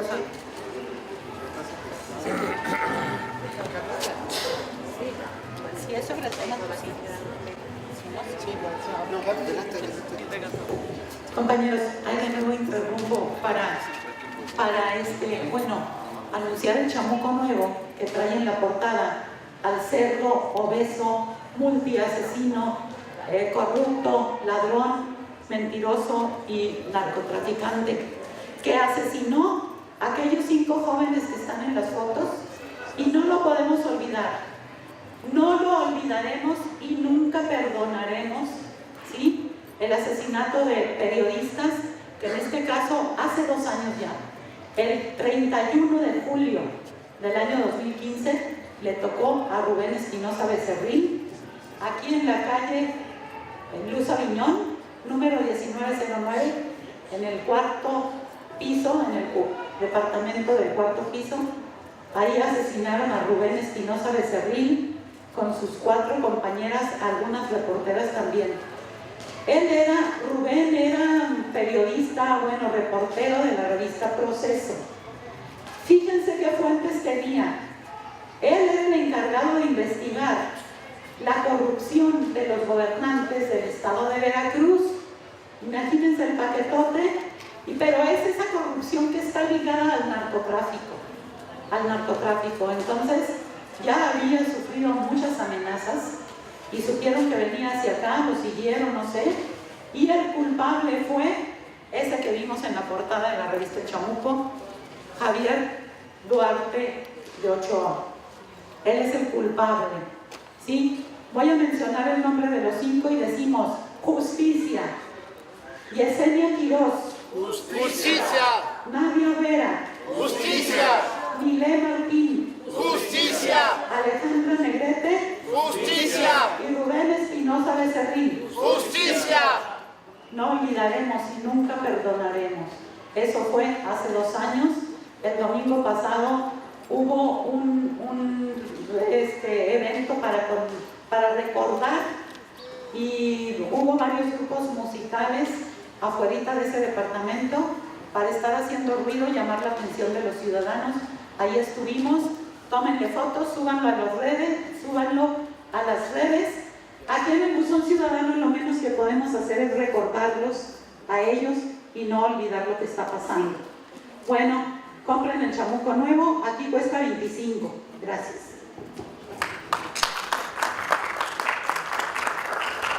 Buenas tardes, compañeras, compañeros. Soy Rafael Guzmán de la Asamblea de Pedregales de Coyoacán.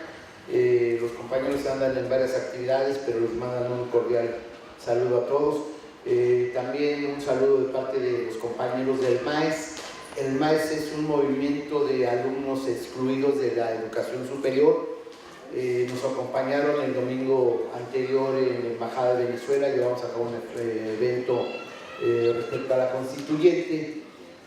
Ahorita están cerrando las casetas de Cuernavaca y de Querétaro. Están haciendo la movilización también porque están exigiendo que haya más lugares para la preparatoria y para la universidad. Creo que es una acción muy loable. Ayer estuvieron en Radio Educación, también el compañero Froilán Rascón de Radio Educación no pudo estar aquí, lo invitamos, no pudo venir, pero también les manda un solidario saludo. También, si gustan, compañero Toño, algunos compañeros ya fueron a el Derecho a la Ciudad, que es el programa que conduce el compañero Froilán Rascón. Si gustan ir, con todo gusto están invitados. Nos hablan con un poquito de tiempo para hacerles el espacio y que puedan mandar el mensaje que ustedes consideren que es importante para la sociedad. Ahorita que se tocó lo del tema de un poco de la situación de Latinoamérica, quiero decirles que nosotros estamos solidariamente apoyando a la hermana República Bolivariana de Venezuela. Aquí todo se resume así de sencillo: los malditos gringos quieren el petróleo y los recursos naturales de Venezuela. Aquí desgraciadamente nuestro gobierno, los gringos no batallan mucho. Aquí nuestro gobierno se empina solito y entrega todos los recursos naturales a los gringos y a todas las transnacionales. Venezuela tiene la dignidad de estar peleando, de estar luchando por conservar sus recursos naturales, y hay que apoyarlos en lo más que podamos. Ahí estar solidariamente con los compañeros de la hermana República Bolivariana de Venezuela. ¡Viva Venezuela! ¡Viva México! ¡Viva México! ¡Y viva Venezuela libre, cabrones! Gracias. Sí, bueno, ya que mencionaron un poco ese diálogo por teléfono que tuvieron Trump y Peña Nieto, que estaría bueno que lo comentaras, aunque sea breve, porque es muy importante, porque ahí vemos cómo, iba a decir, nuestro querido presidente iban a buchear, entonces mejor cambio de posición. Bueno, pero es lamentable ver que un presidente, como que al menos eso es lo que aparenta, un presidente porque tiene la investidura, no tanto porque sea no defienda a su pueblo, no defienda a las Fuerzas Armadas de México, por ejemplo, que Trump se refiere a ellos de una manera muy lamentable, ¿no? Que son miedosos, creo que se les dice, cobardes, y que ellos sí saben cómo. Y el presidente, en este caso Peña Nieto, yo lo pongo entre comillas, pero que no sea capaz de salir a la defensa, que si no quiera que ustedes guarde su distancia, ¿no? Y se pone de pechito, bueno, es lamentable el comportamiento de alguien que presume ser presidente de una nación como México, que su política exterior desde siempre, su política exterior siempre fue muy fuerte, muy firme. Entonces, te paso el micrófono, compañero. Bueno, con relación a la pregunta que no puedo contestar, que hay que preguntarle a AMLO, cuál fue la razón de que fue a Chile y Bolivia, Ecuador, perdón, sí, a Chile y Ecuador con ellos. Desde luego que yo creo que, sin hacer especulaciones, pues tiene una cuestión estratégica. ¿Le funciona o no le funciona? Ya sería otra cosa que el mismo desarrollo de las cosas lo va a demostrar. Para no entrar en especulaciones, nada más contestaría que es una cuestión estratégica. ¿Funciona o no funciona? ¿Quién sabe? Bueno, con relación a AMLO, en el aspecto de la denostación, recordemos, yo siempre he dicho que las elecciones es una guerra, Las elecciones siempre he sostenido que es una guerra. Y recordemos, 2006 y luego 2012, pero en 2006 fundamentalmente es un peligro para México. O sea, ese concepto, esa llamada, de alguna manera tuvo impacto, nos guste o no nos guste, aunque no sepamos valorar si eso fue la definición o no, independientemente de los resultados y del robo, fraude y todo eso, del 0.56 que corresponde a menos de 2 votos por casilla, ¿no? Entonces, de alguna manera, todo está en duda, pues, o más bien no está en duda a la aseveración de que 7 magistrados tuvieron que determinar la ley, el proceso como válido, y dejaron al lado 40 millones de votos, ¿no? Por no querer voto por voto, casilla por casilla. Pero bueno, esto lo menciono simplemente porque ahora, en vez de un peligro para México, AMLO y Maduro se parecen. Es lo mismo, nomás que lo dicen de otra manera. AMLO y Maduro son lo mismo. O nos va a suceder lo que está sucediendo en Venezuela si llega AMLO. Eso es lo que están diciendo, y esa es la guerra, y que además es uno de los elementos que va a utilizar esta administración federal antes de que salga, y que para que de alguna manera, obviamente, no tenga posibilidad de ganar, aunque ahorita están las encuestas que siempre son reservadas en primer lugar y el PRIismo está en tercer lugar.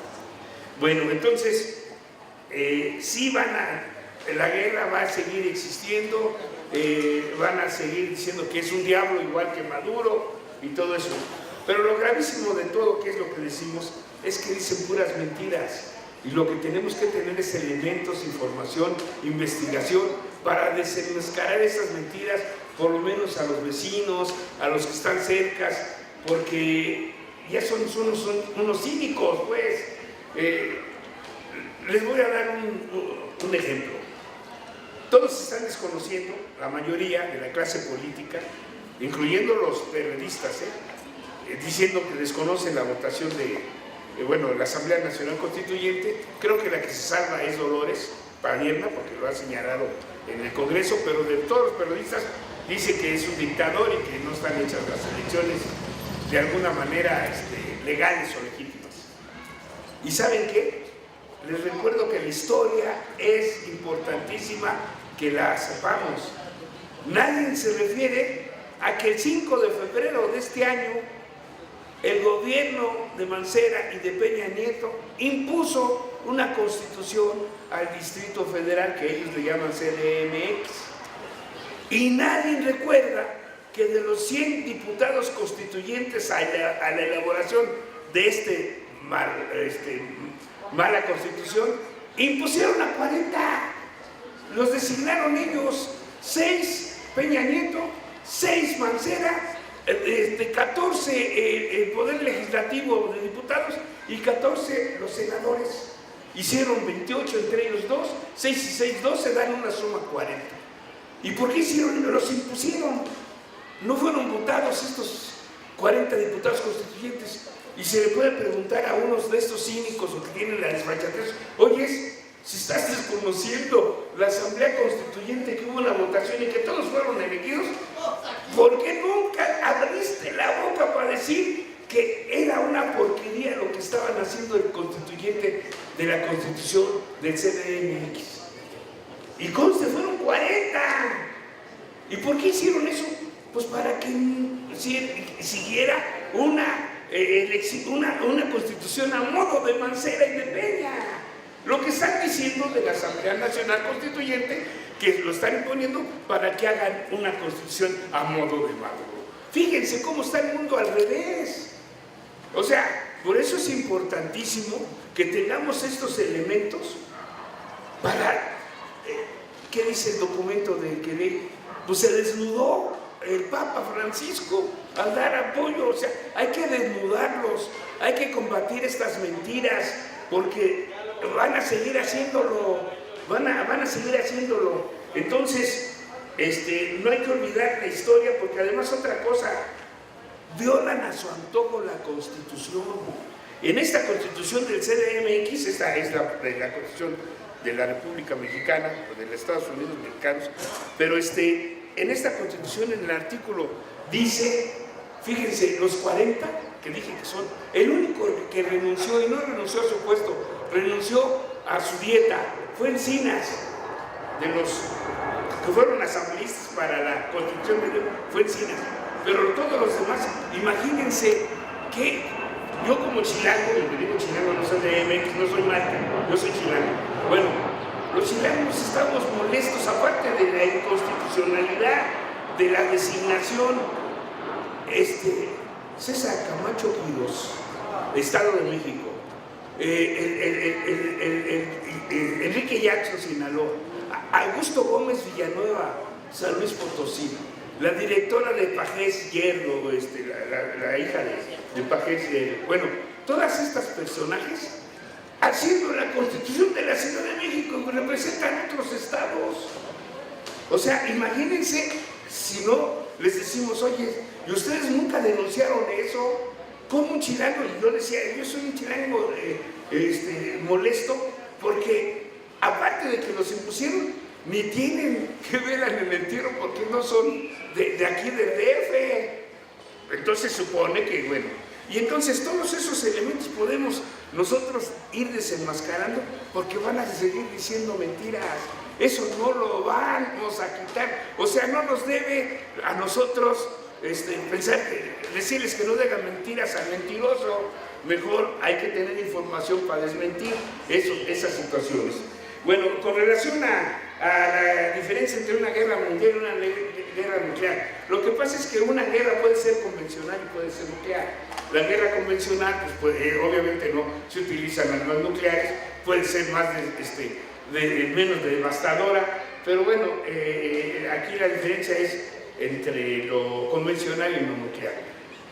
Y aquí, dependiendo de la confrontación que se haga, pero vamos, si se intenta hacer una guerra a Venezuela, ya del tipo de guerra con armamento, pues tendría que ser convencional. Es mi punto de vista, por las razones que sean, pero también, pues una guerra convencional tendrían que entrar tropas, ya sea estadounidenses o pensando que pudieran utilizar paramilitares, entrecomillados, pero militares de Colombia, y tomarlos como paramilitares, es decir, que son fuerzas paramilitares compradas sin decir que son colombianos. Pero bueno, el hecho es de que en una guerra convencional, pues se trata de no utilizar armas nucleares, porque a todo el mundo le darían, si están norteamericanos y venezolanos en el territorio, pues todos salen muertos, o sea, en una guerra de carácter nuclear. Entonces, ahí no sería la única diferencia, pero efectivamente, que intenta en estas narrativas o con relatos que el capitalismo no tiene enemigos, sí tiene, definitivamente, intenta pensar que las democracias son lo último, que ya no tiene por qué haber diferencias o antagonismos, pero también no se nos olvide, esto es lucha de clases, o sea, es una guerra realmente de lucha de clases, burguesía, proletariado, no nos olvidemos de eso, y en eso necesitamos pintar nuestra raya, nos guste o no nos guste, y ya dijimos que hay desclasados de los proletarios que se van con los burgueses, y hay desclasados, pero los menos, pero son importantes, de los burgueses que se vienen con el proletariado. Pero bueno, lo importante es que no desconozcamos que esto es una lucha de clases, y entonces la beligerancia siempre va a estar, porque dice que la contradicción es la contradicción es fundamental, y es que es irreconciliable la contradicción en la lucha de clases. O son ellos o somos nosotros. O sea, desgraciadamente, esa es, que si quieren ellos hacer uso de la democracia para dirimir un conflicto, pues qué bueno, porque sería menos, el alumbramiento menos doloroso, pero a veces habría que hasta empujarlos a darles una patadita para que se vayan. Pero la verdad es una situación de ellos o nosotros, y ellos no lo pueden ver de otra manera también. Si ya vienen por nuestro color, dicen, tú eres del otro lado porque estás prieto, feo. O sea, vean, es una guerra de clases, y no se nos debe olvidar que en la lucha del capitalismo, pues hasta las últimas consecuencias no van a dejar, y por eso a veces algunos teóricos o historiadores hablan de la lucha mundial, porque ya se puede hablar de que el neoliberalismo en la etapa esta del capitalismo salvaje, pues los pueblos se tienen que levantar casi al unísono para contrarrestar este capitalismo salvaje, y por eso se habla de la revolución mundial y que se van a aparejar los tiempos, pues. Pero el hecho es que estamos en una guerra. Recordemos las palabras del maestro Carlos Facio, mi maestro, y que tiene por ahí unos libros. ¿Y cómo caracteriza el Estado? Un Estado delincuente y mafioso, delincuencial y mafioso, un Estado, un narcoestado. Y en ese sentido sabemos que son enemigos de clase nuestra. Y no olvidársenos, porque si no, creemos, por ejemplo, yo estaba leyendo algunas noticias, Belauzarán y Jesús Zambrano diciendo diciendo en estos días, dictador Maduro, que deben de echarse atrás la Asamblea Nacional Constituyente. ¿Y ustedes creen que es posible poder hacer un frente opositor con estos tipos? Pues la verdad que no, sería una sin razón, independientemente que pudiera decir que es estratégico, que es para ganar. No, hay cosas que no podemos nosotros disimular o dejar pasar. Gente que a la Tintori que vino por aquí, recuerdan, en el Senado, y dicen que la saludó, y que hay las fotos ahí del ojón de que era el candidato de Brad para el jefe de gobierno. ¿Cómo se llama el senador?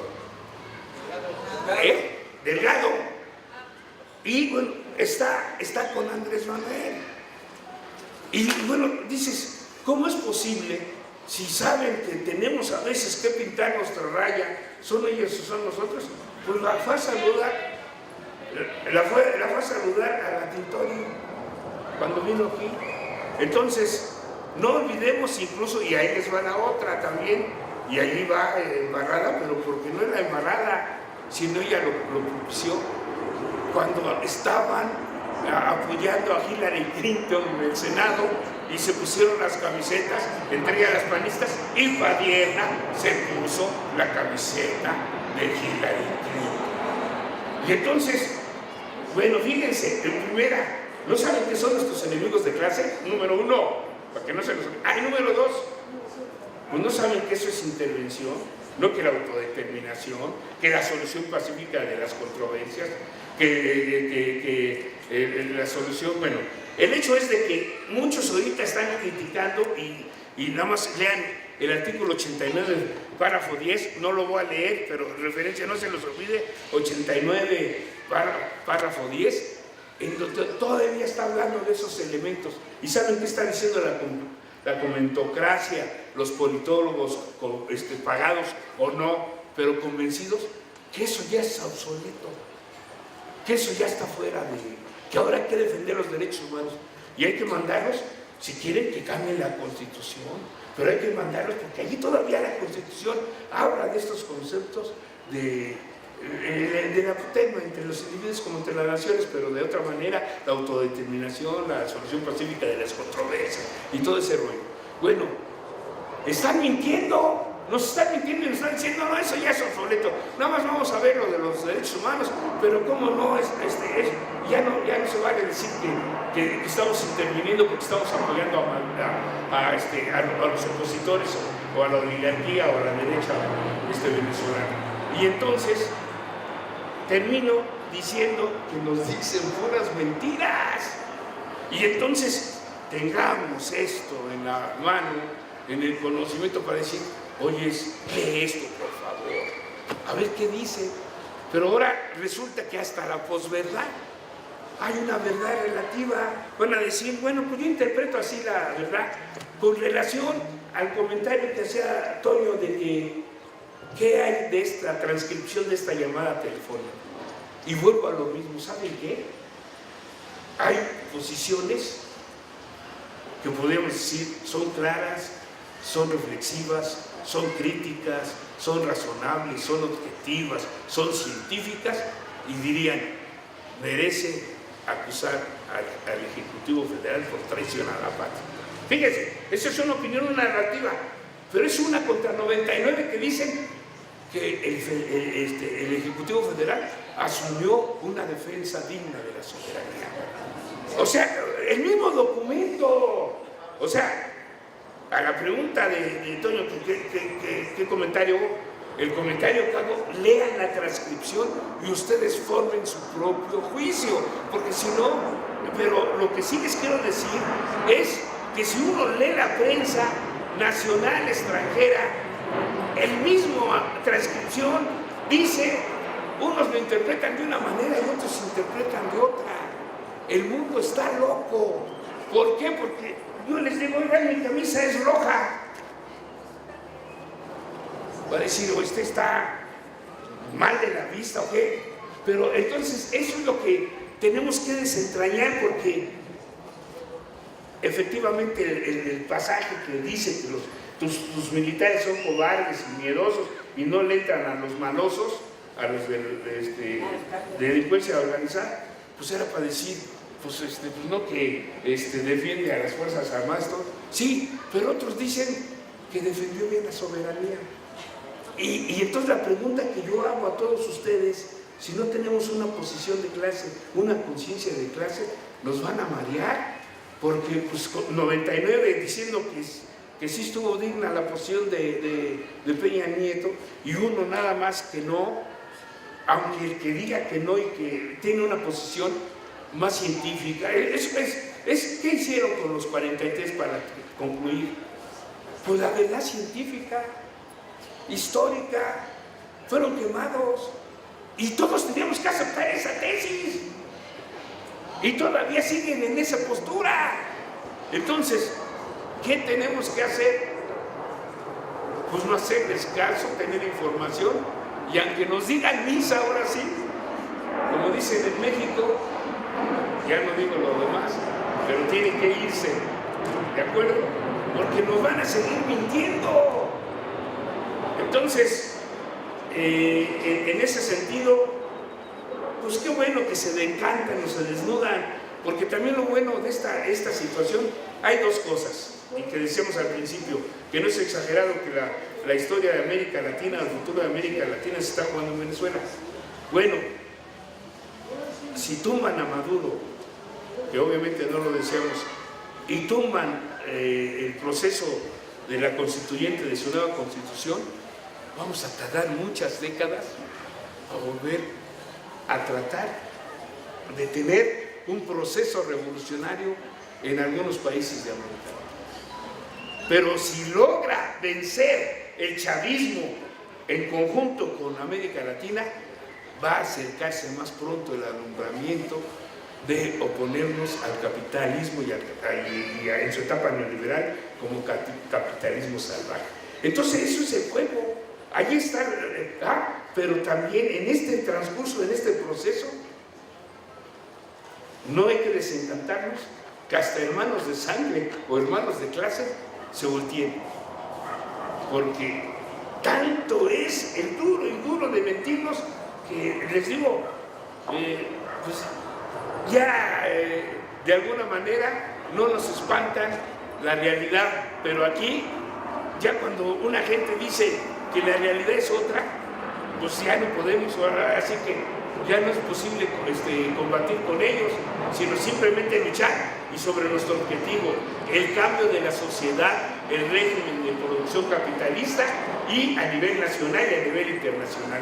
Nosotros no debemos olvidar ese objetivo y que sigan decantándose muchos y que sigan mintiéndonos, porque nosotros no olvidemos que estamos como luchadores sociales y que queremos un mejor, un bien para la humanidad. Muchas gracias.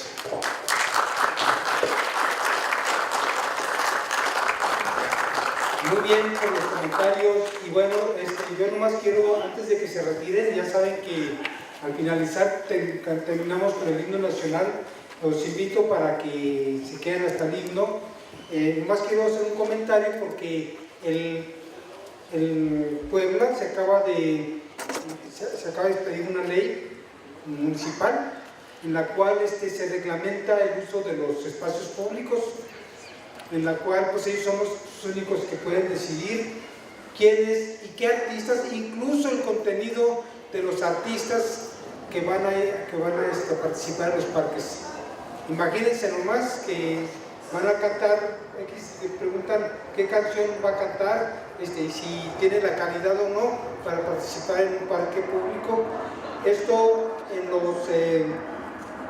me lo acaban de enviar los compañeros del Círculo de Puebla, porque los compañeros del Círculo de Puebla, el Círculo de Represión de Puebla, están haciendo un papel extraordinario, están haciendo un trabajo muy interesante.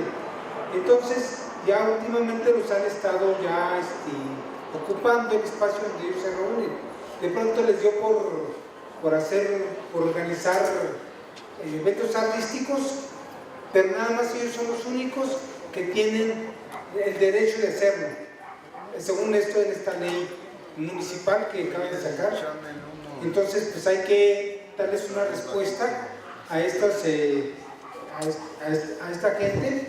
Vamos a ponernos de acuerdo con los compañeros del Círculo de Puebla para empezar a hacer a revertir ese reglamento o esa ley municipal del uso de los espacios públicos.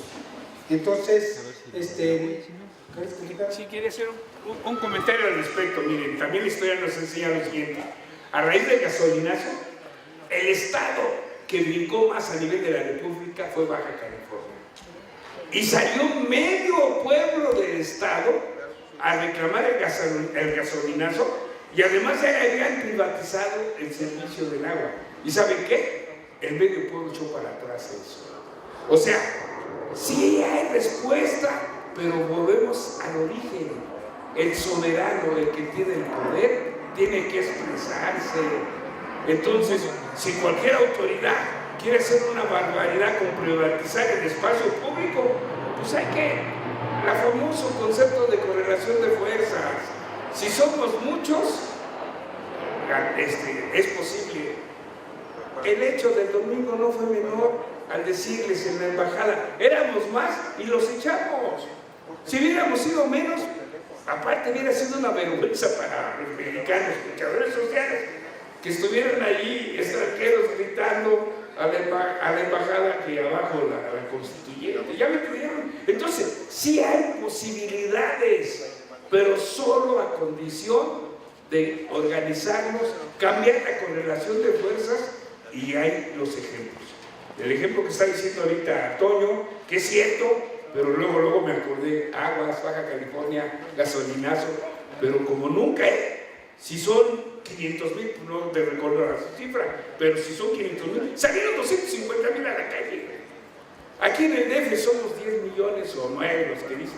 Imagínense que saliéramos al Zócalo 4 o 5 millones, tumbamos cualquier propuesta alevosa. Entonces, sí hay posibilidades a condición de cambiar la correlación. Simplemente.